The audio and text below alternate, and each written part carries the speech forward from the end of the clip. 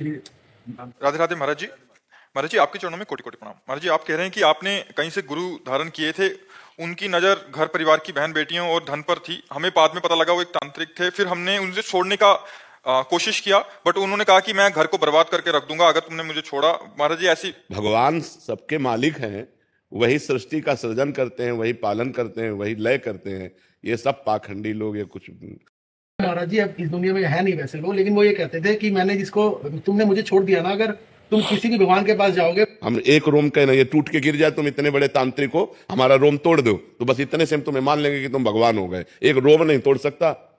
त्रिभुवन में कोई ऐसा पैदा नहीं हुआ कि भगवान के विधान को कोई बदल दे बच्चा। और फिर ऐसे पाखंडी और जो ऐसे नीच प्रवृत्ति बहनी बेटियों पर दृष्टि रखने वाले, ये वेश ऐसा है, इसमें बड़े से बड़ा पापी भी छुप सकता है।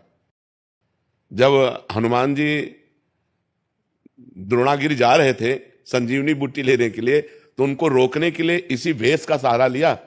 कालनेमी ने नहीं लिया था, साधु वेश का है। तो बहुत से कालनेमी इस वेश का सहारा लिए हुए अपने जीवन का पोषण करने की, वासनाओं की पूर्ति की बात करते हैं। बकाया साधु ते होए न कारजहानि।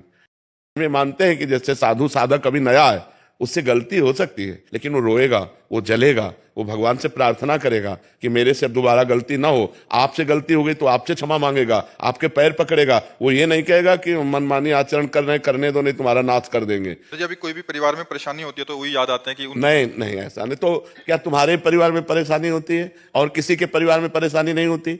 सब कोई संसार में परेशान है। कभी अच्छे कर्मों का फल सुख आता है, कभी बुरे कर्मों का फल दुख आता है। कोई ऐसा नहीं बच्चा। इतनी परेशानी हुई है कि बच्चों की रिश्ते भी बंद हो गया। भगवान का नाम जप करो। भगवान का नाम जप करने से ही सर्व अमंगल नष्ट हो जाते हैं। जितनी विपत्तियां हैं सब नष्ट हो जाती है। नाम जप करो। हमारे पूर्व के पाप हमें कष्ट दे रहे, कोई तांत्रिक नहीं कष्ट दे रहा है। एक कर्म के विपरीत हमको दंड दे सके, ये बात ध्यान रखना। हम बहुत बचपन से सब मिले जुले, सब खुद देखे हुए।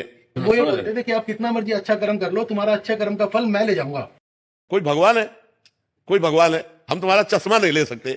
ऐसे ड्रामेबाजी, असत्य भाषण करने वाले प्रपंची व्यभिचारी लोगों पर ऐसी आस्था, अरे कुछ नहीं, तुरंत हटाना चाहिए। कि ऐसे पाखंडियों के पास इतनी दम है कि वो जो बोल दे वो हमारे हो जाए।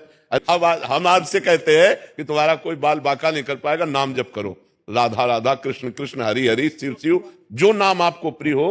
हाँ, राधा राधा राधा राधा राधा, जहां राधा वहां कोई बाधा नहीं। यार देखो, तुम आधा घंटे राधा राधा नाम कीर्तन करो, अभी तुम्हारे घर के सारे अमंगल नष्ट होना शुरू हो जाएंगे। नाम संकीर्तनम यस्य सर्व पाप प्रणाशनम। जहां तक राधा नाम ध्वनि जाएगी सबका मंगल होने लगेगा। रोज आधा घंटा नाम कीर्तन करो ताली बजा के, और राधा राधा नाम जप करो, फिर हमें बताना कि तुम्हारा मंगल हुआ कि नहीं। ठीक है।